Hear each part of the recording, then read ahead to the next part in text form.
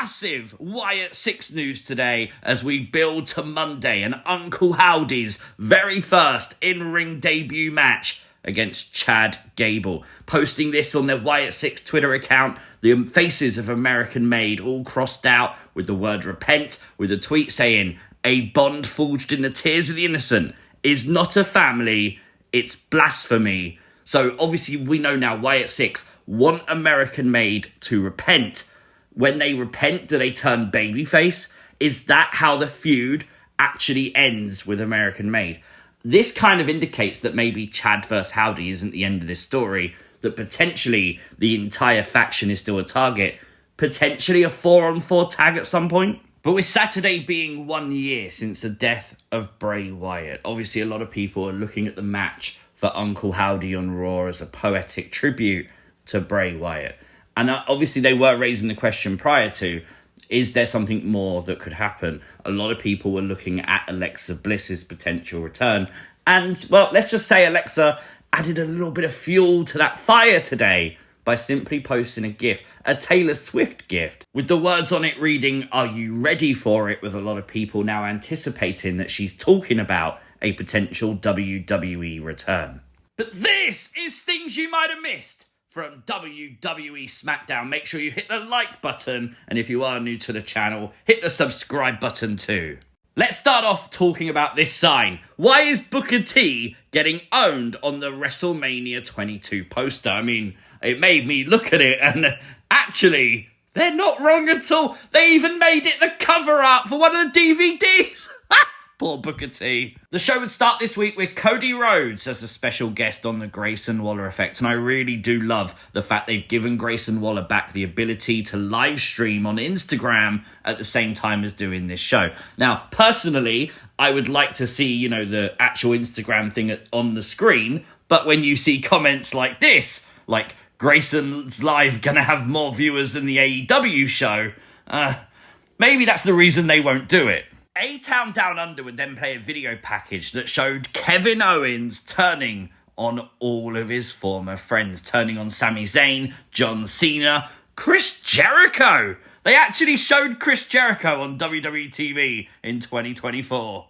The list continued as Kevin Owens turned on Kofi Kingston, the only one he actually felt sorry for, and said didn't have it coming. Oh yeah, and Sami Zayn again. Obviously this would sort of backfire a little bit as Cody Rhodes tried to turn it around under the idea that Grayson Waller was using Austin Theory. Well, with the permission of SmackDown GM Nick Aldis, the brawl would start between KO and Cody and A-Town Down Under, but Grayson pushing Kevin into Cody, maybe a little bit of friction there. They seemed okay afterwards, but obviously this was set up for the main event.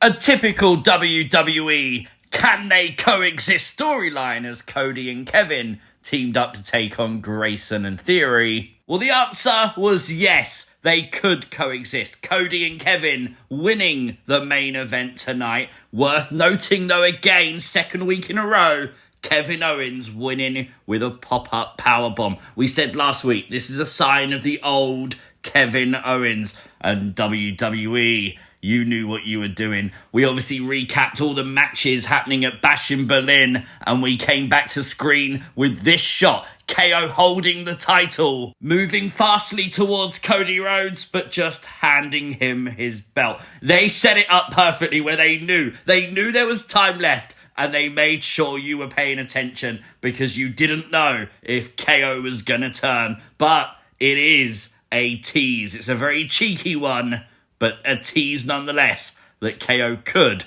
turn heel. LA Knight would take on Santos Escobar, but before the match, Angel and Berto would beat up LA Knight, and of course Jessica Carr enforcing the law, making sure that Legado wasn't a factor tonight in the match for the United States Championship. Really decent opening match, maybe a little bit short, but LA Knight picking up a much needed big win as we begin the reign of the US champion LA Knight. Pretty good match. I absolutely love this. Natalia narrated a whole promo vignette about Bash in Berlin, the history of WWE going to Berlin, talking about the European Championship. A lot of fans on social media saying they want that title back. I'd love Triple H to introduce that. Imagine that's like a major announcement at Bash in Berlin. That would be huge. But just paying homage to the legends that have obviously done this for decades, paying tributes to former WWE shows and telling us why it's so important to do a PLE in Berlin, in Germany. Absolute genius. I hope WWE do more of this kind of stuff because this is where WWE shine. Talking about Bash in Berlin, later in the show, LA Knight would actually issue an open challenge to anyone who wants to show up in Berlin to take the US title from him. So an open challenge next week. I don't think he meant on Bash in Berlin, the actual show, but SmackDown next week is in Berlin, so maybe that's where he's talking about. Who do you think is going to challenge LA Knight?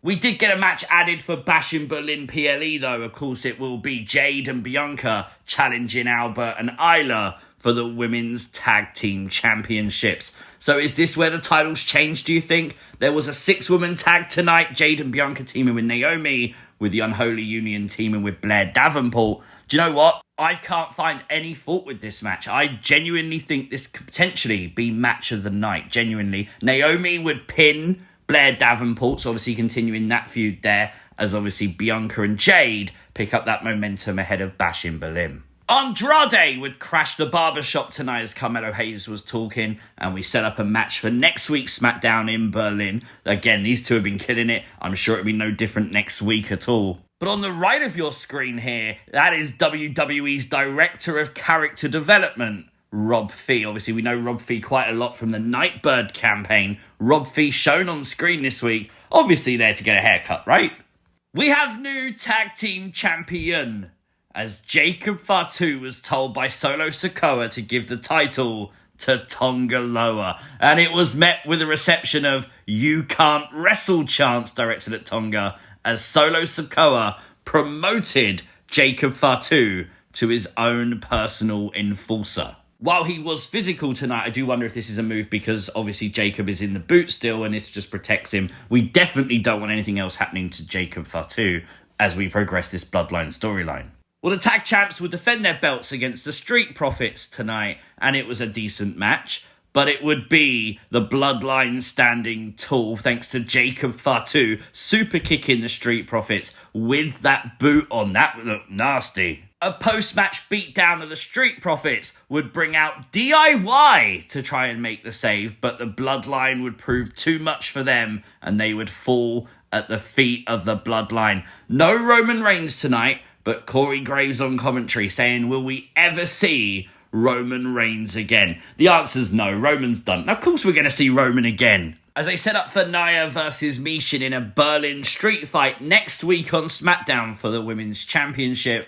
We once again saw Tiffany Stratton pandering to Nia Jax, of course, with everyone's favourite musical guests, Pretty Deadly. But the story was after they left, and Nia would hear every word that Chelsea was talking to Piper about how Tiffany could cash in on Nia Jax. They are still planting those seeds. And is Nia buying it? Is Nia having doubts? Is Nia wondering if there's truth to Tiffany Stratton doing just that? Fun show this week for me, a very solid 7 out of 10. Obviously, we're building up to Bash in Berlin. A SmackDown before that should be huge as well. So that's probably why. But let me know your thoughts in the comments section down below. If you are new to the channel, hit the subscribe button, share the video, like the video, and I'll catch you next time.